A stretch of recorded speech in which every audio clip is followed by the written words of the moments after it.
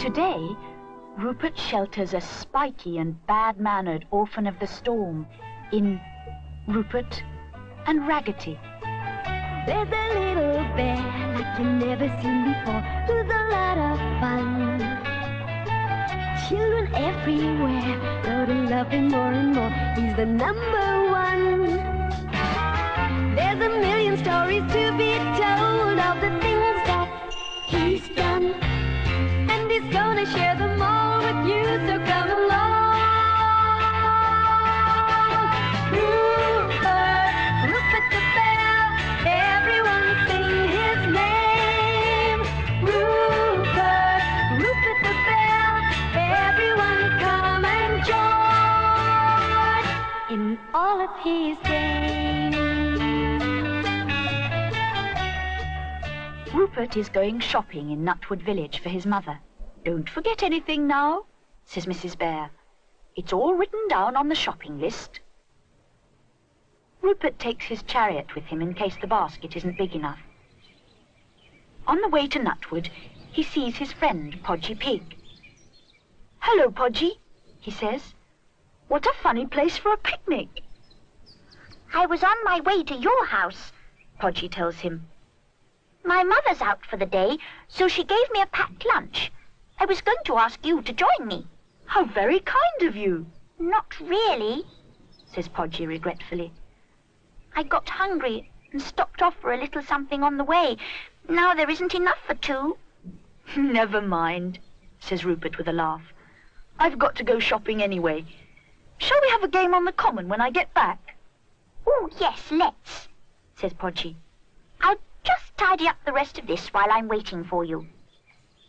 Rupert goes on his way, leaving Podgy happily building up his strength. As Rupert checks to see that he hasn't forgotten anything, Constable Growler, the village policeman, comes across to speak to him. "Hello, young Rupert," he says. "How are you keeping?" "It's turning quite chilly, isn't it?" says Rupert. The constable agrees. "There's a storm blowing up, I shouldn't wonder. I'd hurry home if I was you," he says. "Thanks," says Rupert. "I will. I'll just go and warn my friend Podgy."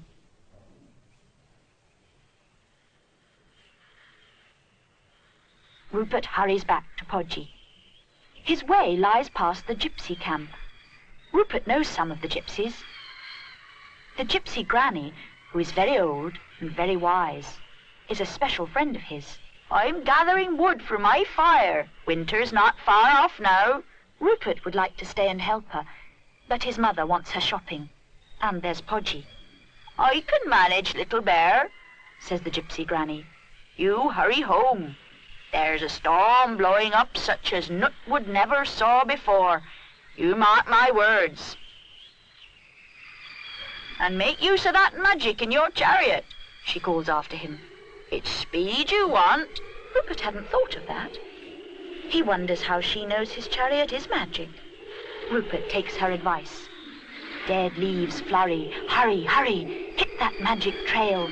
Hop that heather, beat the weather, race that roaring gale.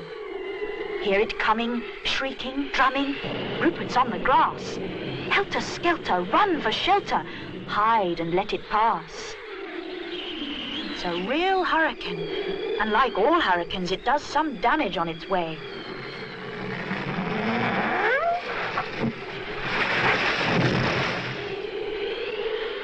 Gosh, thinks Rupert shakily. What a good thing I wasn't the other side of it.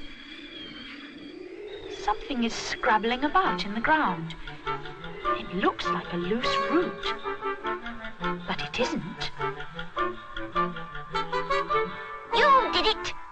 yells the spiky little creature furiously, making poor Rupert jump. "You pushed my house down!" In vain, Rupert protests that he did no such thing. "I hate you!" It squawks at him, not really listening. "Hate you! Hate you! Hate you!" And with that, it leaves him. What on earth is it? Thinks Rupert. He hurries after it because his basket rolls that way. The creature, however, has beaten him to it. Doesn't think much of his shopping. "Hey!" shouts Rupert. "Stop it, whatever you are!" He said the wrong thing again. You shut up, it screams at him. First you blow my house up, and then you put me on a diet. To Rupert's dismay, it bursts into noisy sobs.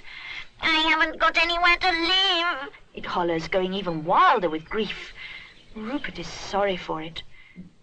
Would you like to come home with me? He says.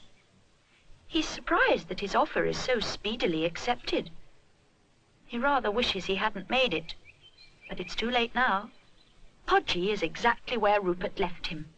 He doesn't see them coming. Perhaps he's still sheltering, thinks Rupert. The storm's over, Podgy, he says comfortingly. You can come out now. Oh, Rupert, I've lost my front door key, says Podgy distractedly. The storm blew all my things away, he goes on. It could be anywhere. I'll just take the shopping home.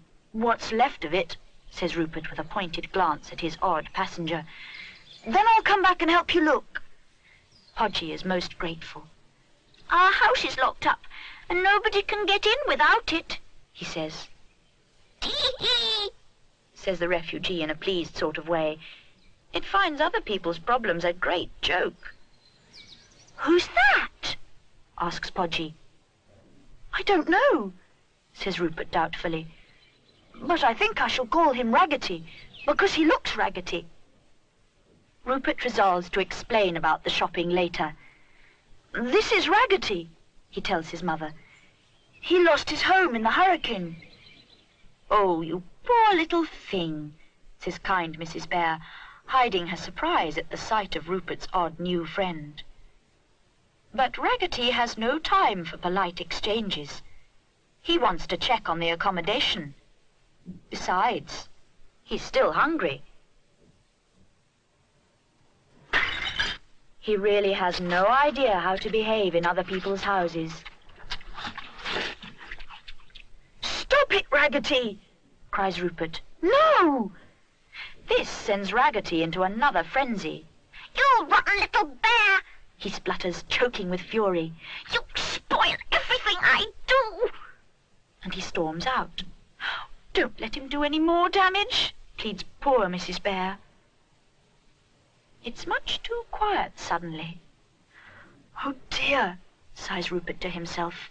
Where is he? And what's he up to? Raggety is up to no good. He's found something interesting. Raggety strikes, all roots and spikes. Just one swipe and he's got that pipe. Stop, thief! Mr. Bear's too late.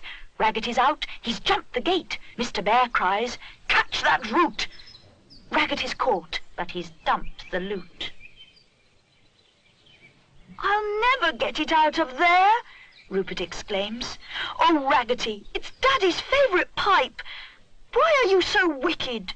Serves you right, Raggety mutters sulkily.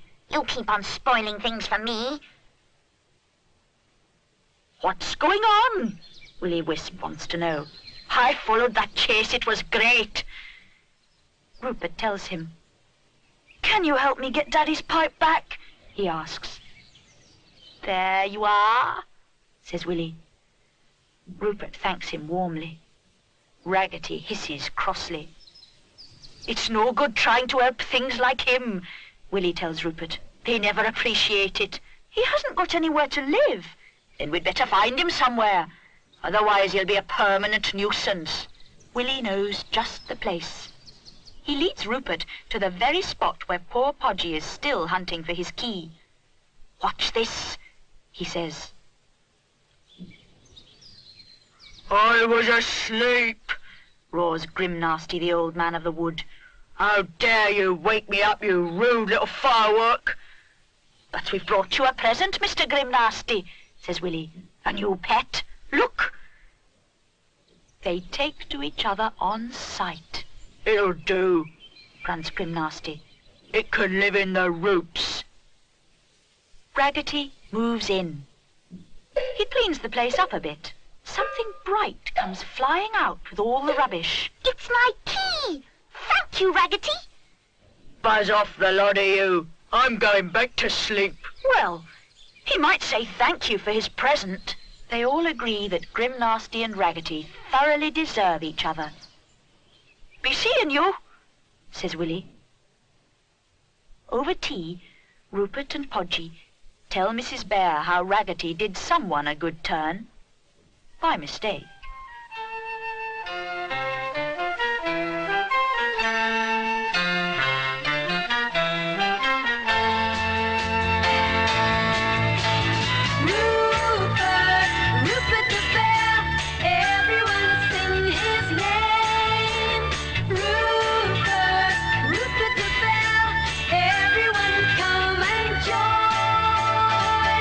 In all of his games, Rupert, Rupert the bear, everyone come and join in all of his games.